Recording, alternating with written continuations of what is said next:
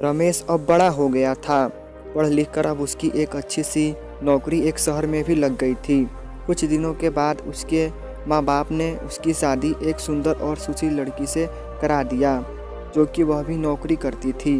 अब रमेश और पत्नी दोनों जॉब करते हुए एक साथ एक ही शहर में बस गए थे। कुछ दिनों के पश्चात रमेश के पिताजी भी अब इस दुनिया को छोड़कर चले गए, जिसके बाद उसकी माँ एकदम सी अकेली सी हो गई थी। जिसके बाद कुछ दिनों के बाद रमेश अपनी माँ को अपने साथ रहने के लिए शहर ले आया। इसके बाद शहर में आकर रमेश की माँ खुद को एकदम अकेले पाती थी। इस तरह उन्हें भी अच्छा नहीं लगता था, लेकिन एक माँ अपने बेटे की हमेशा खुशी ही चाहती है। सो धीरे धीरे वह शहर में रहना भी सीख गई थी।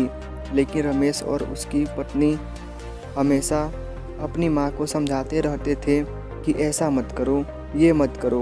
मतलब कि वे अपने आगे माँ को गांव की एक तरह से गंवार ही समझते थे। लेकिन माँ की दिल तो हमेशा से अपने बच्चों के लिए बड़ा ही होता है।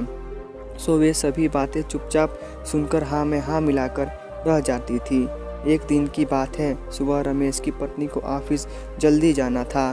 सो वह सब कुछ जल्दी से तैयार करके रमेश का खाना पैक करके ऑफिस चली गई। फिर इसके बाद रमेश भी जल्दी जल्दी तैयार होकर ऑफिस निकल गया था। फिर कुछ समय बाद रमेश की माँ ने देखा कि उसका बेटा तो खाने का लंच बॉक्स तो घर पर ही भूल गया है। तो माँ ने बिना देर करते हुए फटाफट ऑफिस पहुँच गई और पास में एक कुर्सी पर बैठ गई, क्योंकि कंपनी में बाहर के व्यक्तियों को अंदर जाने के लिए मना था।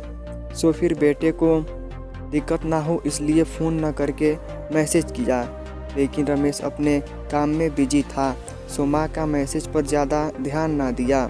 लेकिन उसकी माँ बाहर कब से उसका इंतज़ार कर रही थी। इस तरह कई घंटे बीत गया और इस बीच कई मैसेज भी किया, लेकिन रमेश का कोई उत्तर नहीं आ रहा था। इस तरह रमेश की माँ को चिंता होने लगी थी। लेकिन रमेश अपनी माँ के कई मैसेजेस आने के बाद वह अंदर ही अंदर खूब गुस्सा होने लगा था। आज तो उसने तय कर लिया था कि आज घर जाकर माँ को खूब अच्छे तरह से समझा देगा कि यह उसका गांव नहीं है जो कुछ भी मनमानी करती रहेगी। और इस तरह शाम हो गया। अब रमेश घर जाने के लिए कंपनी के बाहर निकला तो देखा तो उसकी माँ तो यहीं खड़ी है, जिसे देखकर उसका गुस्सा अब 7वें आसमान पर था और बिना कुछ पूछे ही अपनी माँ को डांट फटकारने लगा कि पहले तब घर में खाली बैठे बैठे मैसेज से परेशान करती रहती है और अब तो उसके कंपनी में भी आ गई है। आखिर उनका यह गांव नहीं है जो मनमानी करती रहेगी। यह सुनकर रमेश की माँ ने खाने का टिफ़िन रमेश की ओर आगे बढ़ा दिया, जिसे देखकर रमेश को अब समझते हुए देर ना लगी कि वह अपना खाना भूल गया था, जिसे माँ ने उसे देने के लिए यहाँ आई थी।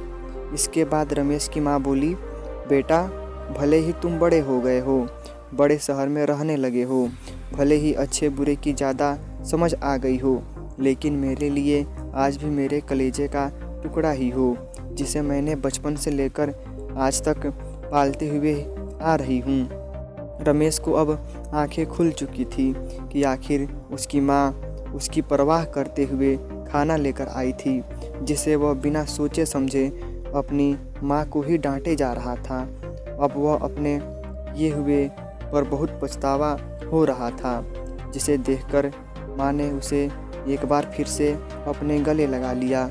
और इस तरह रमेश अब आगे से खुद को माँ के लिए बदल लिया। अब उनकी पहले से ज़्यादा अच्छे से देखभाल करने लगा था, जिसके बाद माँ को अब शहर भी अच्छा लगने लगा था, क्योंकि अब उसका बेटा फिर से मिल गया था। तो दोस्तों, मेरी ये छोटी सी स्टोरी आप लोगों को कैसी लगी एक बार कमेंट बॉक्स में ज़रूर बताइएगा और मेरे चैनल को सब्सक्राइब करिएगा।